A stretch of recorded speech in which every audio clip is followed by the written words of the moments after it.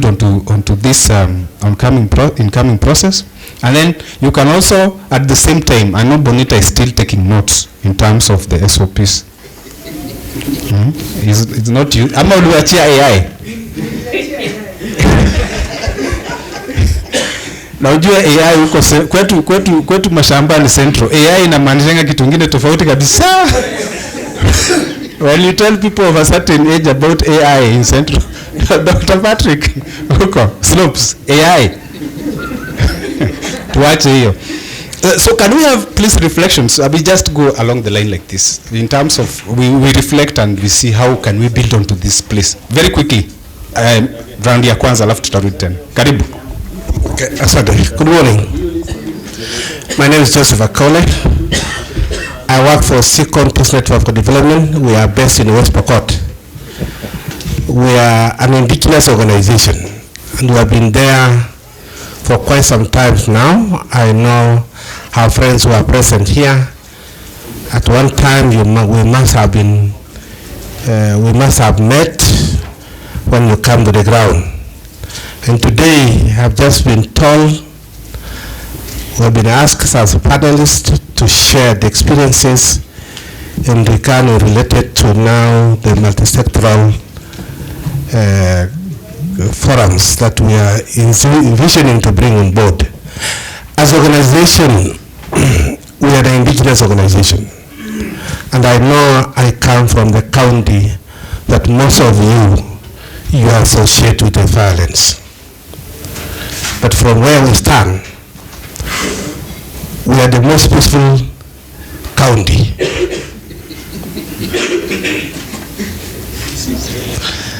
I know from where you stand, many of you will refuse to accept that. But that is the reality on the ground. Do you know when you cross over to West Pokot, you will be safe. Even if your vehicle breaks down on the way, you will be sure of getting into tomorrow.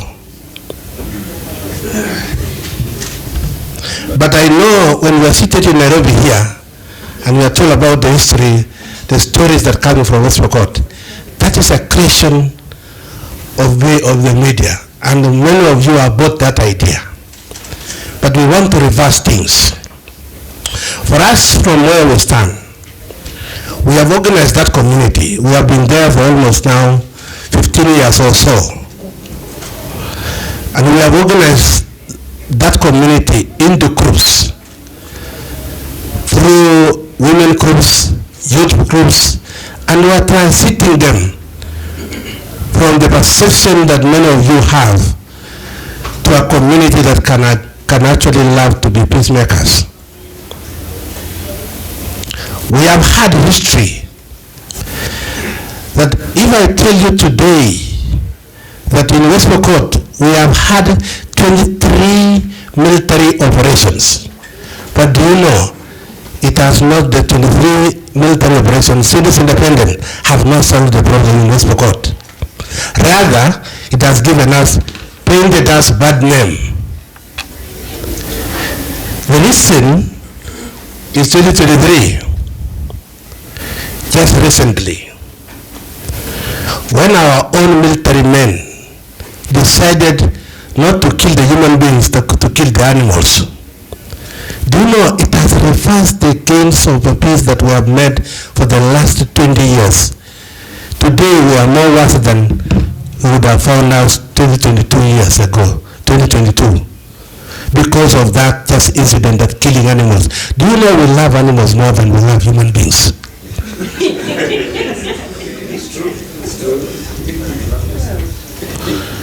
And when someone kills an animal, we find more offensive than killing a human being.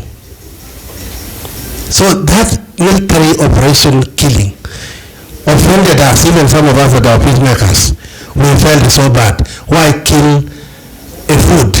Because that is, we call it food. Because it's an animal that we get food. In animal that we get clothes. In animal that we get everything, medicine. So why kill that animal? Innocent kid thing.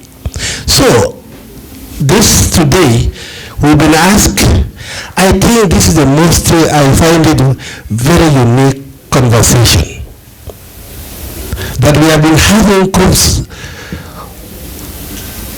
for women, groups for men, and even the elders. But our conversation at that local level have not been having, vertical conversation has been at all order. And I find this is a very unique one because now, do you remember yesterday, we had the regional commissioners. Do you know I've never met my regional commissioner since I started to be a peacemaker in Rift Valley. But for our work, we cross even Uganda. But I can talk to the military, the man in charge of the military operation in Uganda, that I have never even met our own security men in Kenya to have direct conversation. Because we would have loved to see, to influence even the military. You see the hovering of the helicopters around in Rift Valley, and especially when they mention about the court. Yesterday, the secretary of the NCIC said, the sharpshooters from the Bogot, you know, that was a very bad word.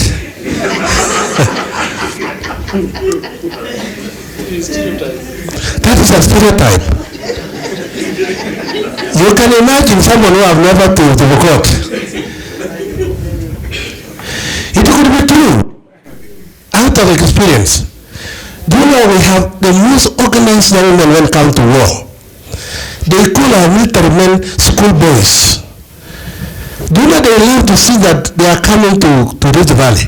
That's why it is not very easy for you to contain conflict in Rift Valley because you have not understood them. But for us that have been there, we are able to transit this community. Today, as I just said, West Pokot is the most peaceful place. We celebrated 2020, just only last week, the day of international peace in West Pokot. And I want to tell you, those of you who are actually happened to participate, you saw the kind of enthusiasm that people had, that they want to see that they were recognized that this year we are celebrating peace in West Pokot. That is something that I want to tell you. It's something that we want to change the narrative completely. So that even the military operations that we are seeing in Rift Valley, and I want to ask you because I know most of you are peacemakers, there's a better way to deal with insecurity in North Rift. But we have refused to listen. I remember my question yesterday, I was asking the secretary, what can we do to change the mindset? Even our own, even for you that are seated here. Do you know you have different, when even you are going, you say you think that you want to go with the uniform police and what have you. When you go with the police, your programs will never end anywhere. Do you know we have no relation with the police? Because of the experience that we have had with them, we don't believe, but we want to change the mindset even our own policemen. That when they go to Rift Valley, let them actually conduct themselves in a way that can enable those communities to connect with them. For us, we have done a lot of work. If I would have taken you back to how we have done it, today a Pokot woman can actually stop a police vehicle and ask for transport to come to Kapenguria, something that has never been there before. We don't believe traveling in vehicles that are for police cars. We don't believe in that. But now, because of the peace that I'm talking today, we are enabling the women. So this conversation we're talking about, I think we have found a platform that we can now converse. We can now connect vertically.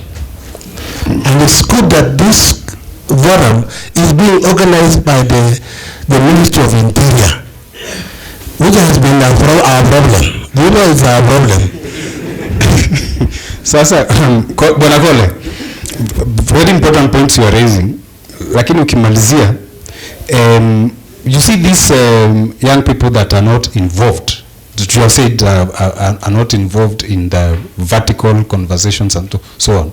How do we bring them into this multi-sectoral peace and security forum in West Pokot? That's the young people and the women, okay, and all these other grassroots actors whose voice is never heard. You're saying, you know you're not a junior person there, and you have never seen your RC.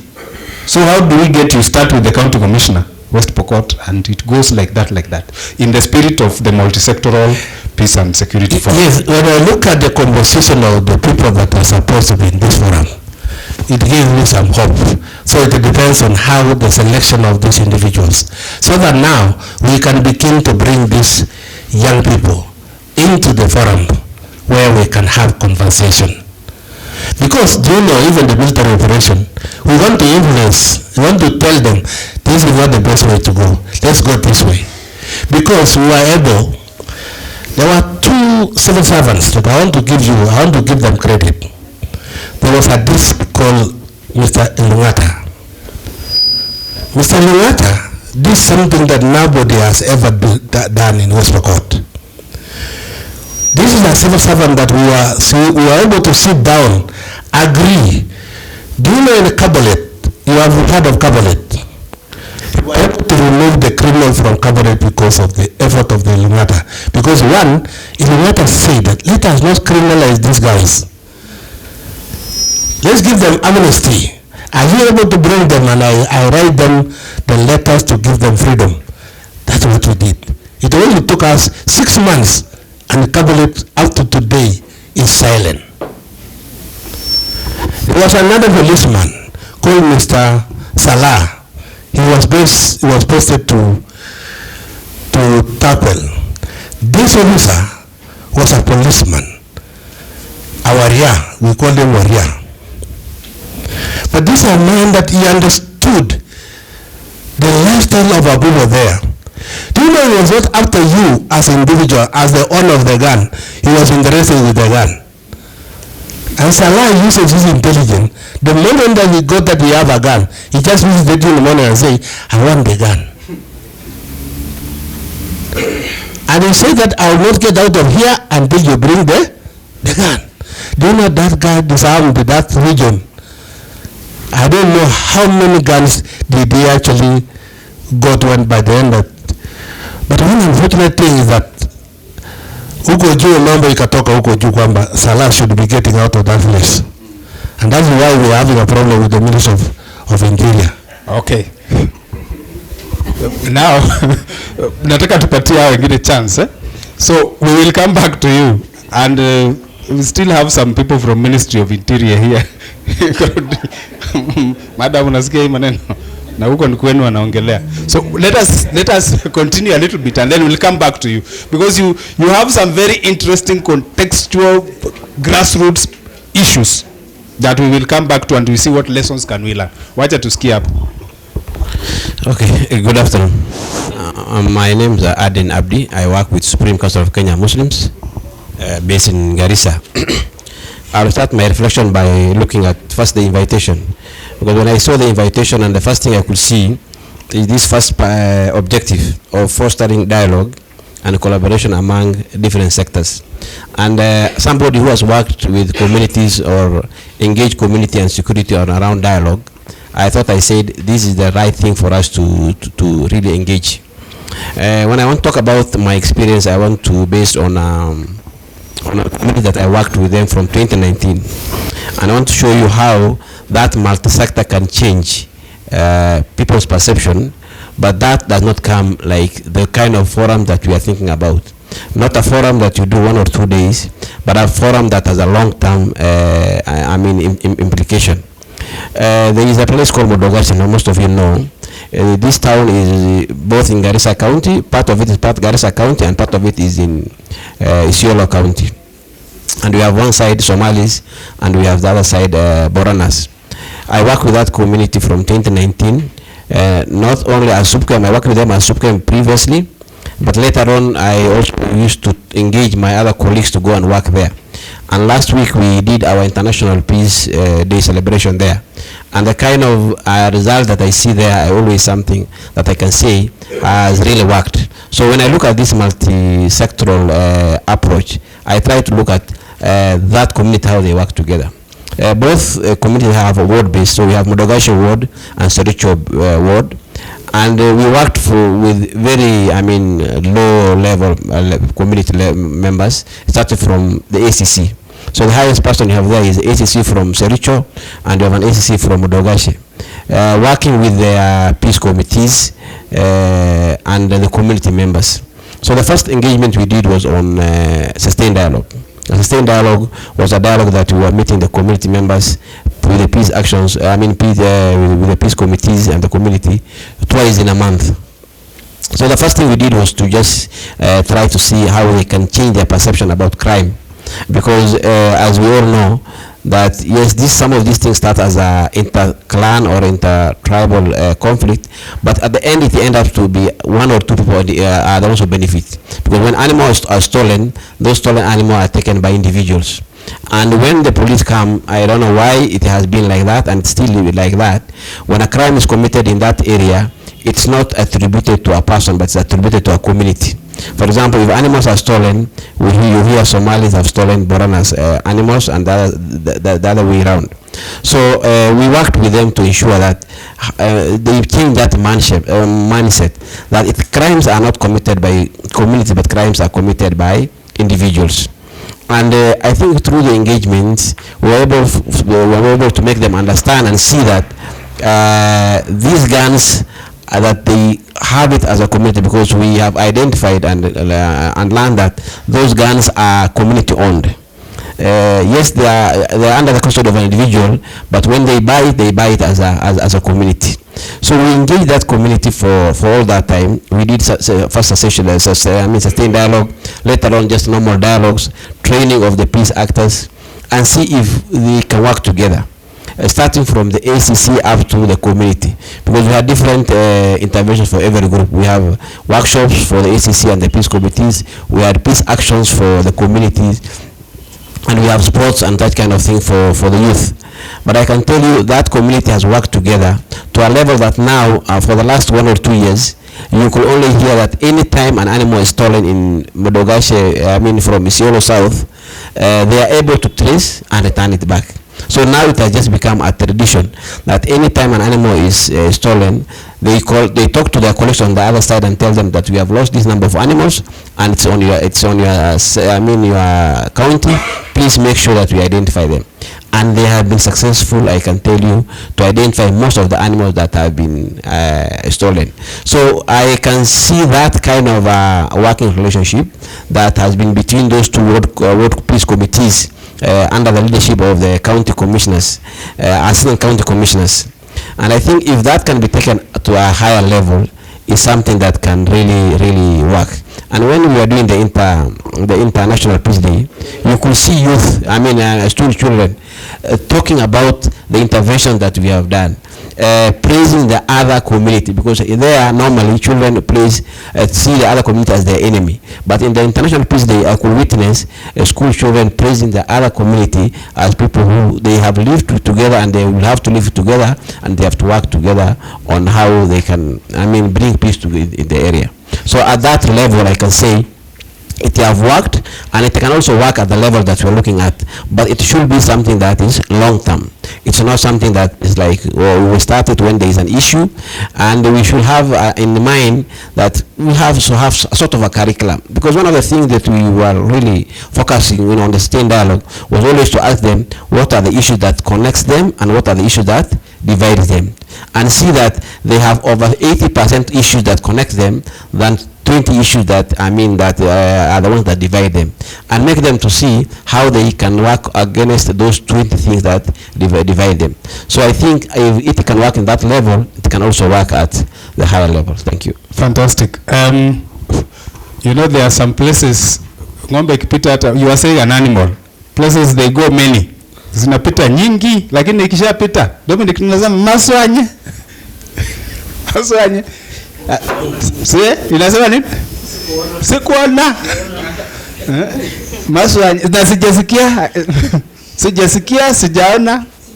And I tell you, yes, maswanye. Lakini maswanye ndio inakuanga ya kwanza. I agree with you, because before that time, that was the situation. situation. That was the situation. Yes. Maswanye ni apande ingine. Yeah. Ya huko sijui nasemango aje. But the language is the same. I found even in Northeastern, in Tana River. No, we say Markin. Markin. As long as umetoka pande ile, haujaona. We need to change that narrative. That's what we are saying. What we need to change that narrative at the grassroots level so that people don't say Maswanye. Na hiyo ingine ingine sijashika hiyo ingine. Sawa. Thank you. Pass it to Madam.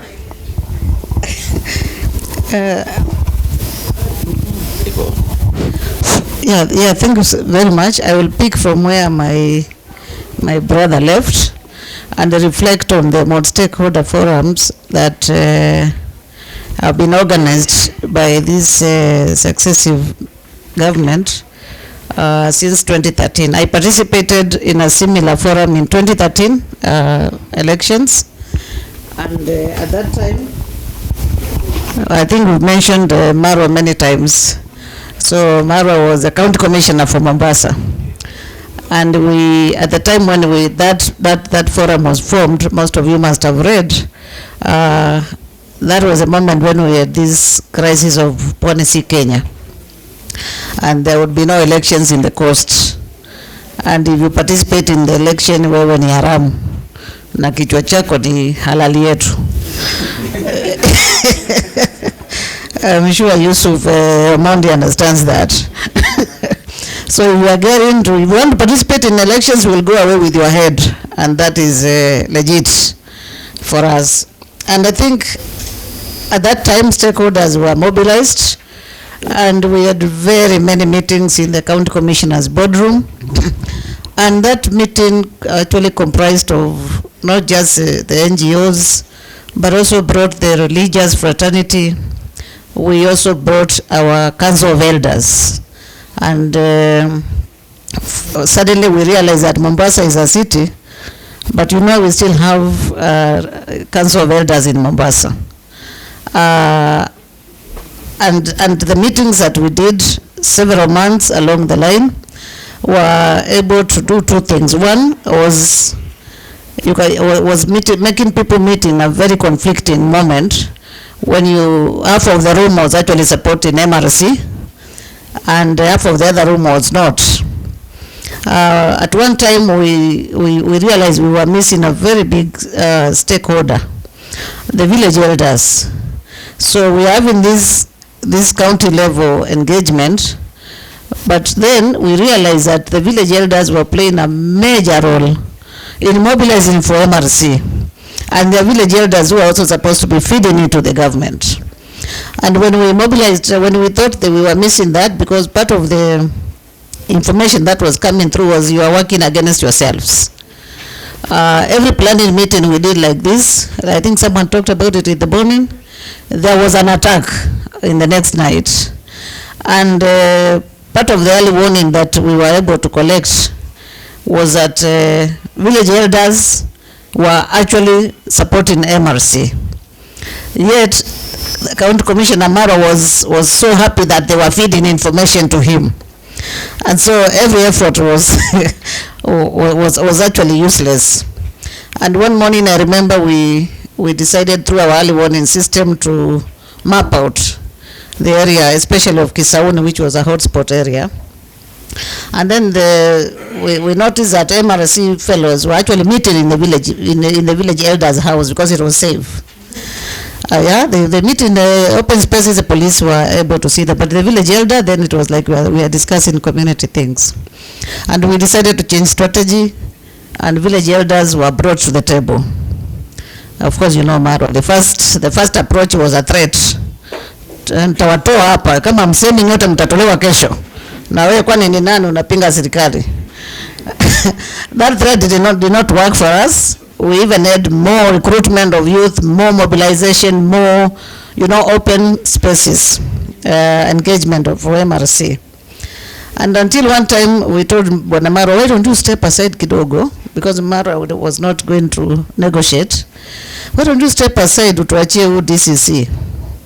Alafu DCC achie at least chief aongee na watu. And that was a game changer. Why? Because the chief was perceived as one of our own. But the other senior officers were perceived as intruders, people who don't understand the community grievances. People were just pushing a foreign ideology that we don't agree with. And when that power was given to the chiefs and village elders were mobilized, suddenly we began to receive now information that would lead to management of MRC youths. That is 2013.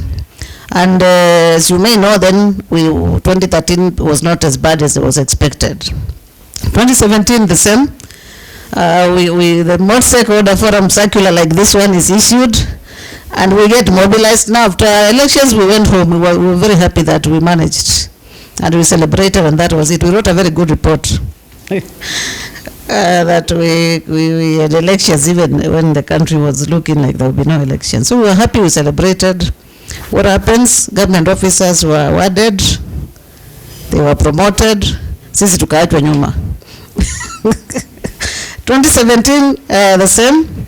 I'll move it very fast. 2022, we had also a similar circular. Multi-stakeholder forum is organized, but this time it's better organized because we have the county commissioner chairing, and we have a non-state actor co-chairing. So we begin to take shape, and then we begin to vet who comes to the room, and the room was full.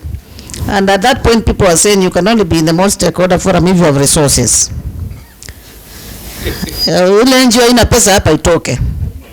So NGOs which had no money were kicked out. Those of us who had money from Bonita, from Dominique, remained in the room because we were able to fund.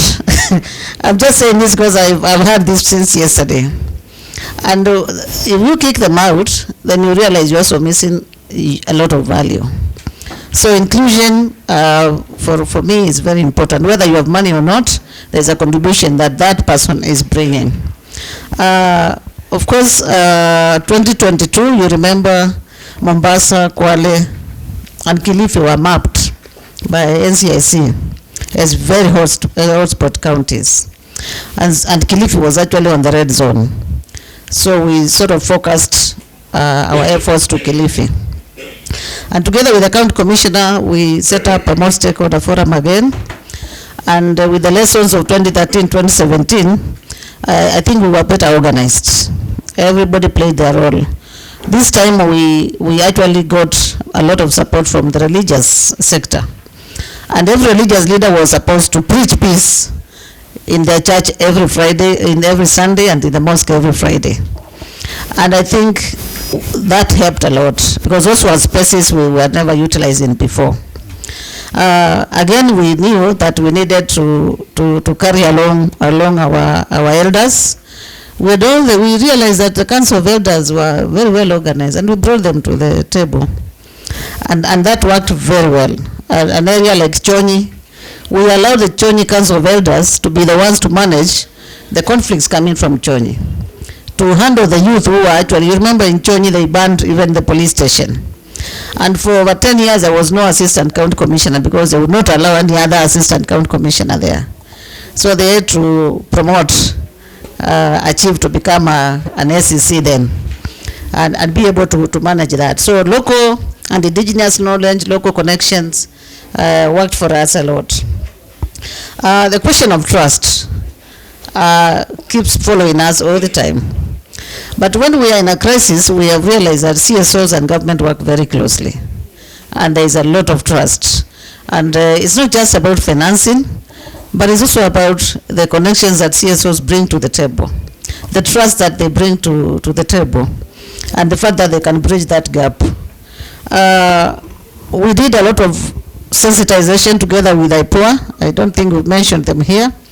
But we've also brought IPOA to help us sensitize police, especially during electoral times, on human rights-centered policing. And we focused on Kwale and Kilifi. And we trained over 200 police officers. And we actually worked with the OCS so that they can continue every week to sensitize the police at the police station. And we connected them to our peace committees and made sure that our peace committees are able to attend local level station meetings. Because much of the conflicts that we see are actually fueled at the station level. And that has worked a lot. So while we are building the multi-sectoral forum, we also need to strengthen the other structures that work at the lower level. The peace committees, community policing, and Nyumba Kumi, and any other structure that exists should be also, embedded in this process. So that a lot of work is actually happening at the grassroots, and people don't feel like tutakutana kwa county commissioner quarterly, and not just monthly. If we can make every office become, or also have its own multi-stakeholder forum, I think that informs the bigger picture. So we've been able to reduce conflicts, we've been able to manage elections, we've been able to rebuild relationships. But I think we have also had challenges that I think I want to raise. One of them is this narrative, the perceptions about civil society. And I think the county commissioner talked about it in the morning. I don't know what time civil society becomes trusted, and what is this other moment you don't want them to join your meeting. Bonita, we've been trying to broaden the CSIC for years, and we've been asking the county commissioner, CSOs who are in peace and security, can we also become part of your meetings?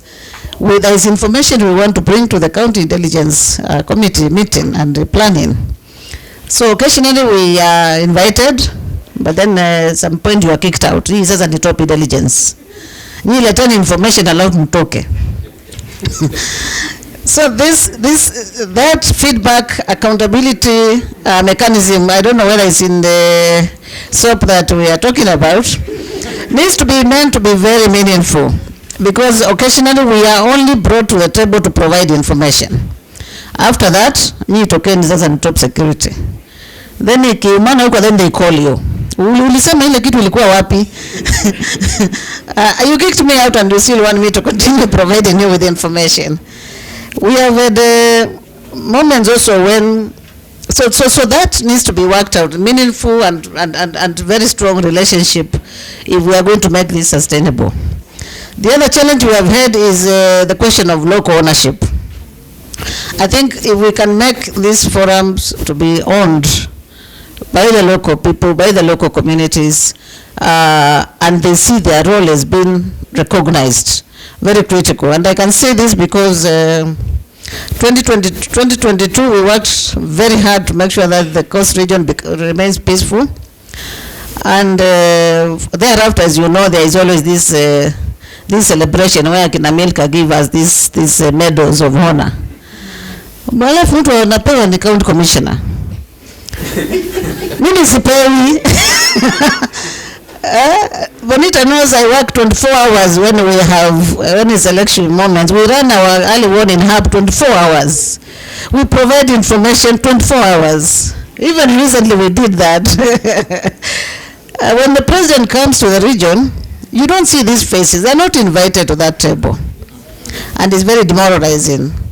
Recently we had a town hall, and because I support peace committees a lot, they came to my office and said, mbona sisi hatukualikwa?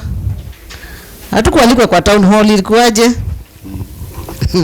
So as being a county commissioner, hiyo ni challenge kubwa, na people don't feel appreciated. Sawa. When I worked with Bwana Ruto, you see he was promoted, mimi sikuwa promoted. This one? Yeah, this year Bwana Ruto, I worked with him. So we secured Kisauni, he was promoted, mimi sikupewa promotion. So finally, hata namwambia Bwana afande sinipewe OGW, at least unipe OGW nipate kusikia kwamba nimefanya kazi. Tafadhali. Unaona, unipe OGW. Asante. So hiyo mambo tumuhusisha pia. Finally, I am an interested party there. Lakini malizia kwanza. Finally, I think this for me is a very good platform, because then we are going to strengthen the agency. We are going to strengthen that continuous engagement on peace building. It's not just a reaction to peace, a reaction to election moments, or a reaction to when the country is in a crisis. So if we can sustain this, it will be good. And I just want to say, our county commissioners were on a pesa ya kutufinance. I have experience because I worked with MERL for long. And one morning I went to MERL and said, if we meet 100 people, we can't fund it. And you have to do something, Bwana MERL. I know you have a budget. Akaniambia sisi hatuna budget. But that morning akaniita kwa ofisi yake akasema mimi nita provide chai, and everybody was given tea. Continuously we had coffee and tea at the boardroom for over 100 people who were meeting. And the next county commissioner who came, I kept asking him, niaje mkubwa? Anasema budget hakuna. But when there is a crisis, I'm sure Bwana Ruto there is a budget for that.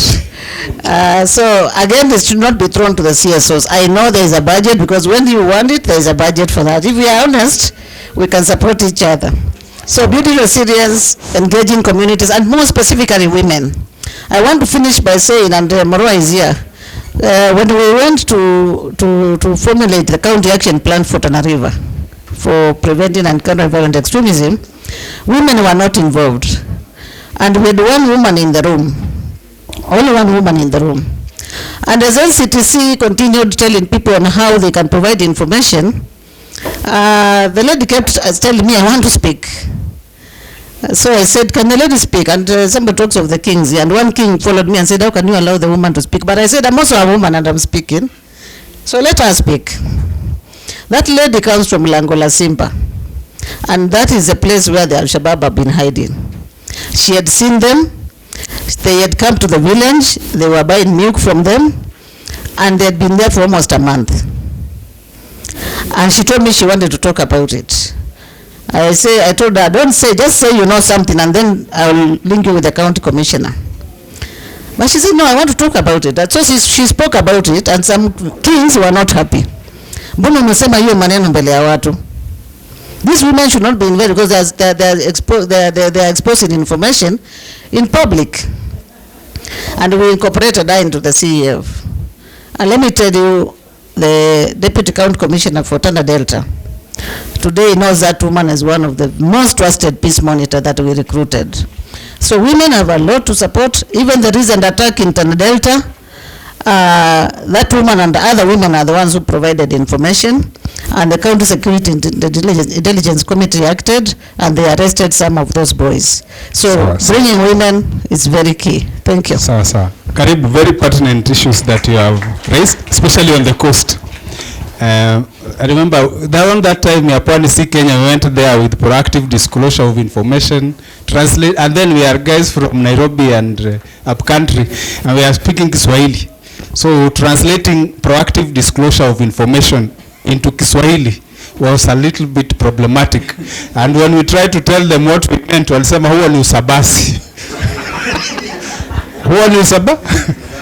Like, what is proactive disclosure of information in Kiswahili? So now, and then you see what happened is that you see that combination. 3/4 of the guys who are mobilized in that room were from MRC, and I told me later on, kuna bahati wewe umetoka bara, wewe si hapa, kwa hivyo wewe ni mgeni wetu hapa na usilete Ukenya hapa wewe.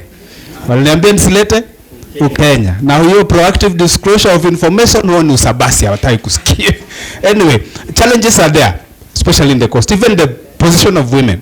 I was in a very awkward position once, going there with a boss who is a lady. We go to a public meeting, she speaks, the men look everywhere except at this lady who is our leader, and it was supposed to be public participation where they're supposed to say things. They don't reply. It's somewhere in Tana River, under a tree. I look and see what is going on, so I stand up and repeat what my boss has said, and suddenly the place erupts. Everybody wants to participate. When I asked them why, they told me, wewe mwanaume mzima, wewe unakubali mwanamke aongee kwa niaba yako wewe. And they are talking about my boss. So very awkward. I had to tell them, this is the boss. She is the leader of delegation. She is our leader. They told me now. The Tana River guys, by the way, for information, not all of them are good in Kiswahili. So you know that. Kwanza uko wa Delta, unasema wa Delta. One guy told me, unajua wewe mwanamke ni mtoto na nyayo kubwa. Yani a woman is a small kid with big feet. I don't. Wewe utatupa ni food. Anyway, those are the dynamics we are talking about. Even as we look at this multi-sectoral engagement. Because if we don't bring the women on board in these multi-sectoral forums, especially in those counties, we are going to be missing the input of half of the potential that we have. So very important that we look at ways and means of including the women. And then the government, I've also been in positions where we've worked very closely with the ACCs and county commissioners. In one instant, the county commissioner had told us, here is a kani, and then we managed to crack it. He told me, siku ile utafaulu, kuja, nitakupatia support na hata ukitaka siku hiyo official kaa yangu itakuwa yako. We succeeded. Then I go back a few months later, the guy told me, do you know I got a medal for the work we did? Sasa inakuwa we did. Now it becomes the work. Bwana Commissioner, sasa inakuwa the work we did. Na mwanzo alikuwa ananiambia haiwezi fanyika. Sasa inakuwa ni shamba la wanyama. So when you are saying that, I feel you. Because a lot of us have been in situations where we've worked closely with these guys. They put all kinds of hiccups. They tell you there is no budget, so you have to look for the budget. You spend sleepless nights. Then when it succeeds, the medal goes to them. So we can talk about that and how, because in terms of peace building, recognition is a very important aspect of the actors. Is a key component of peace building. When you recognize the actors who have done it. So we can talk about that later on, Commissioner. Important things that you have raised, I think we will get back in plenary and see what our colleagues have to say about it. But it also shows us that funding is a key component of where we are headed to in terms of, and Bonita raised it in the SOPs, in terms of funding these forums. Who does what? Government, as much as it may not have a lot of resources, lakini iko kidogo. Sawa, my brother. Uwanja ni wako. Thanks so much. My name is Kadenyo Steven. I work for Pamoja for Transformation. I think here I am supposed to bring some perspectives from the Nyanza region, but Nyanza usually has got a diaspora community in Nairobi and Mombasa. Yeah, and the dynamics of yeah, we are the only region with a clearly defined diaspora community and very well coordinated. So our coordination our coordination mechanism, and sometimes they go beyond the Kenyan border. Yeah, overseas, yes, very important. So I want to share. Hiyo mic yako inafanya kweli? Yeah, from the way they are excited, the mic is working. So I want to believe, if not the mic, but then I'm audible, which is great. Yeah, I would wish to begin from this recognition conversation that Phyllis has talked about, and share something that we did in Kisumu, given what we do. I agree, Phyllis, it's a great thing, and I think for us who work in this space, this becomes one of those greatest achievement that even yourself you feel, given the kind of work that you did. And for us, having worked with some very interesting groups which the police usually call persons of interest, we work with a lot of organized criminal groups, Kisumu, the Baghdads, which have camouflaged into different groups and splinters, have been very interesting. So sometimes in 2022, just after the election, because some of them have also been our so-called peace champions and have been engaged in some of this process. So we deliberately, we had some annual engagement forum that we call the Peace and Leadership Summit. So in 2022, immediately after the elections, we did something that many of them thought that would be a great, and that was to make them recognized. And they were awarded basically by issuing certain certificates which were issued by the county commissioner. Now this was something that a proposal that was mooted through we have a county peace actors forum. that they thought this would be something good. And the reason why they thought this is necessary is they do a lot of work together with the government officials, including police and DCCs, like Phyllis has said. And true, we see them being recognized, we see them being promoted, but those of us who are down here, what is it that would count for? So I think it is something that is important. And one great thing for us in that is, even some of these young people who were very negatively perceived were awarded with these certificates and recognized by the county commissioner. It changes things because they effectively become part of these coordination spaces as stakeholders who also feel that they matter and they are valued. So I think the multi-stakeholder spaces, in my view, need to consider not just the converted, but even the ones that would want to convert. Sometimes even recognizing before they fully convert hastens their process of transformation. So I think that for me makes these multi-stakeholder processes and spaces important. But this is a process. I remember when we started this in that particular process in 2016, we had one OCS, Kisumu Central, who had come to our meeting having mobilized other police officers because his problem was an NGO is here meeting criminals. So they came to disperse our meeting and to arrest some of us. Luckily, I was the main facilitator, but he also didn't know me. And then he chose to first listen before he did what brought them. But there were two Land Cruisers with officers outside the facility where we were meeting. Then he walked in with his deputy and he sat. Then we took a break for tea, and at the point at which he took the break made him more excited to hear what was coming after the break. Then the excitement went further to lunch. So I basically postponed his action. A meeting that was supposed to take half day, we ended up closing at 4. After lunch, he had to ask the two Land Cruisers to go back to the station. Then he came to me at 4, had disclosed his intention, basically what I've said, that is what he had come to do, because he did not understand how an NGO can convene criminals that are giving them a hell of work in the county. Luckily for us, we had an invitation through the county commissioner who had actually nominated the Kisumu Central DCC who was in the room. So this was also a deterrent to him because we're seeing somebody else in this particular space.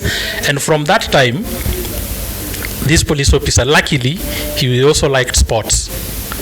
We managed to help, to work with him to organize a football team of both girls and boys from these organized criminal groups. And occasionally they could compete and play against the police. To an extent, made it possible to build the kind of levels of trust and confidence, made them to begin seeing some of these criminals in a different way. And I would say it gave a number of them an opportunity to also look at the police differently and to begin walking a different path in terms of their transformation. And they have become part of some of this. Actually, the chair of the Peace Actors Forum comes from one of these groups. Many of us who've worked in Kisumu know him very well. So to that extent, I see the value for this kind of processes, this kind of spaces important because they're able to speak differently to certain individuals, to certain societies, and even to certain institutions. But sometimes they also have downsides because for this officer in 2017, if you remember the baby Pendo issue, he was actually responsible because it was said it was within his jurisdiction. He was supposed to be coordinating all the other officers. Unfortunately, the officers who did the baby Pendo thing were reinforcement from outside Kisumu. So later he was transferred to Gilgil. So he calls me, Kadanyo, ile kazi mzuri tulifanya. Sasa nyinyi watu wa civil society, nyinyi ndio mnapeana evidence na mnajua kazi yenye tulifanya. So it also has got certain downsides. And for some of us, we really knew what he did, and we also knew it's only that we could not identify with this tangible evidence who is this that was reinforced from Nairobi. But we knew based on some of the efforts. He was one guy. He was actually given a local name called Thiringenyi. I don't know how to translate that. What? Thiringenyi. Yeah. Katenya ikiwa hata mimi najua hiyo. Kama unajua Martin, you will understand why I don't want to translate it. Yeah. So this guy came to a point where he could get into the famous Kondele Junction and quell the young people. And when they see him, they say, "Kama ni wewe Thiringinyi, we are going back home." And they would go back home. So I think that for me makes it very important. But in the same region, when you talked about your dividers, we have one common divider, but it's also our greatest connector, which is our politics. So the Baba driven. So depending on the side that Baba goes, we are either very violent or very peaceful. And I think this is a good thing on one hand, but sometimes also very bad, because it makes work very difficult. After 2013, it was very difficult to talk about the multi-stakeholder, the state non-stakeholder forums or conversations, primarily because Baba had lost, and then he had lost just shortly after contesting the constitution of the county commissioners, either as a constitutional function or not. It was very difficult for the county commissioners to work with the governors in Nyanza, which was strongly opposition. And I think this contributed largely to also what Dominic talked about, the inability to fully constitute the county policing authority that is supposed to have the county commissioner and I think the governor as a co-chair.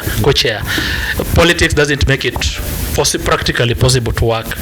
And even for us, sometimes when you invited a county commissioner of the DCCs, then they want to look at if you're doing, and it was even much difficult if you also had a governance program like we did then. So they want to listen to your governance trail. Is it opposition or pro-government?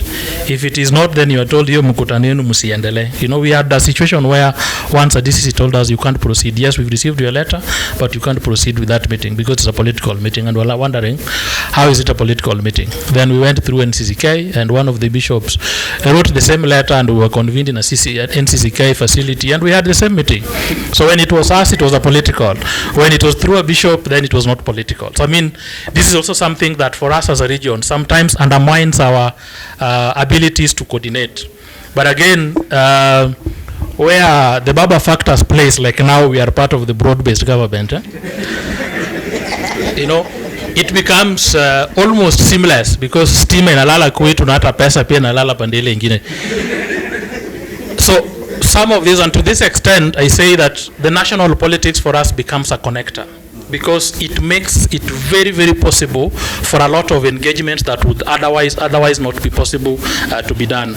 I remember, one of the things that the young people used to complain about, that we hear a lot of national government projects that are supporting young people, but why is it that we don't see it?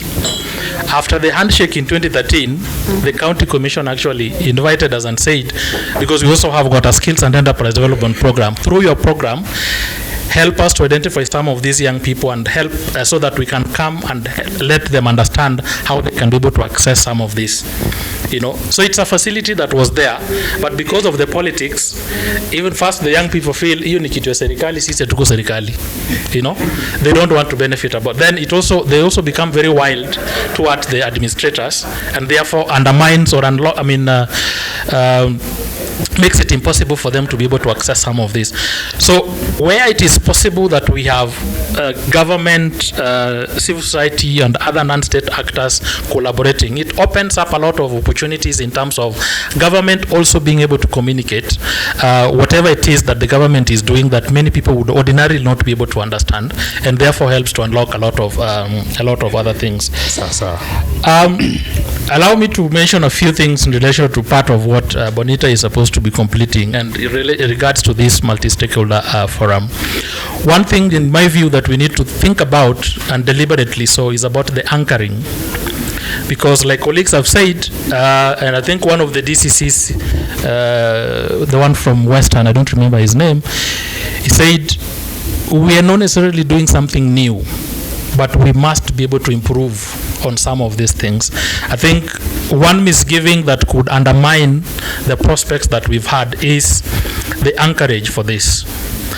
And for me, the anchoring for this need to be within an institution that makes it possible for all of us to be able to make our contributions and relate with the celebrations that are necessary in that. For the longest time, in my experience in the peace building sector, NSC has always been able to do that effectively. And of course, some of us have also collaborated very well, with the NCIC. There are a lot of cross-border things that we've done in Kisumu, and actually we're now working on a model that probably could inform NCIC, could help NCIC deal with the 34, inter-county, border dynamics that we have. So I think the anchoring for me is very important, because that anchoring makes it possible for any civil society organization, whether you have money or you don't have, to feel part of that particular process. For us in Kisumu, what we've done is the CSOs are rotationally leading that. So whether you have money or you don't have, you become part of that particular process. Then the other thing, which is also equally very important for me, is there are a lot of policy frameworks, that informs a lot of the stuff that we do. Recently, I think the PBO Act was finally given green light. It has some proposal on how the peace building structure should look like, and I think it is part of what we are talking about. How do we reconcile that? With NSC, I think some of us, for the longest time, we came and found the peace policy process being developed. I think the last time I remember is when Kamama was the chair of security. It went through 2 readings in Parliament. I don't know what happened after that. A very, robust document that also spells out what is supposed to be done. So whatever we are discussing, how best does it get anchored within that policy framework? And then, like I did mention, the county policing authority. I don't know in how many years we're supposed to be reviewing our constitution.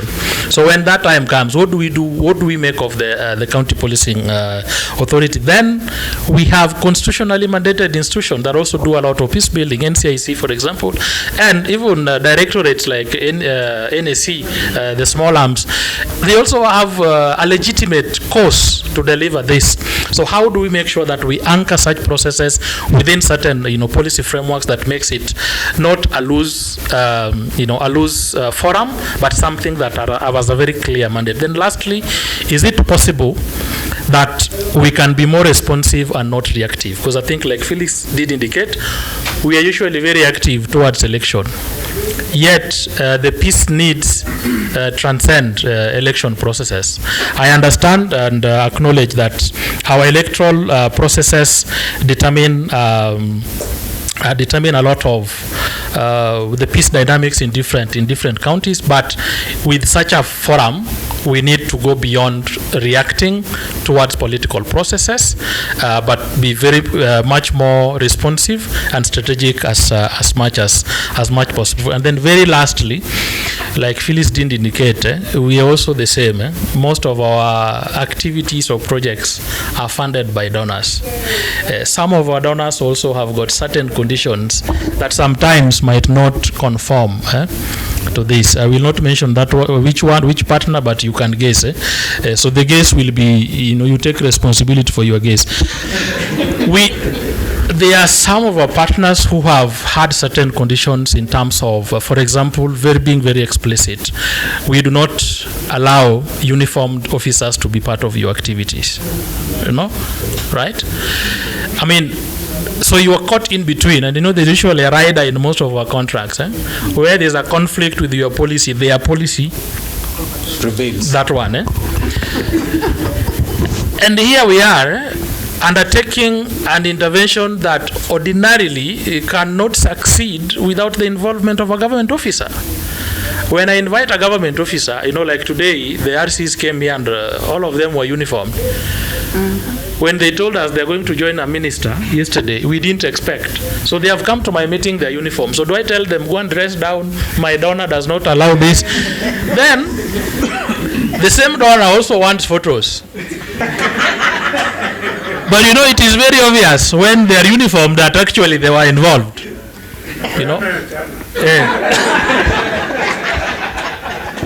Now, this is the problem na jana. Ya jana, wewe na mimi, we are almost the same. Ile ya leo, serikali iko, and you really feel serikali iko ndani ya nyumba. So when I also say that we are collaborating with government, the one where you are uniformed, speaks to my statement more than when you are in a tie. So I think these are also some things that we must deliberately midwife, and we cannot blame them because some of these guidelines are informed by their foreign policies, which we are not privy to, and they do not necessarily share with us. Thank you seriously.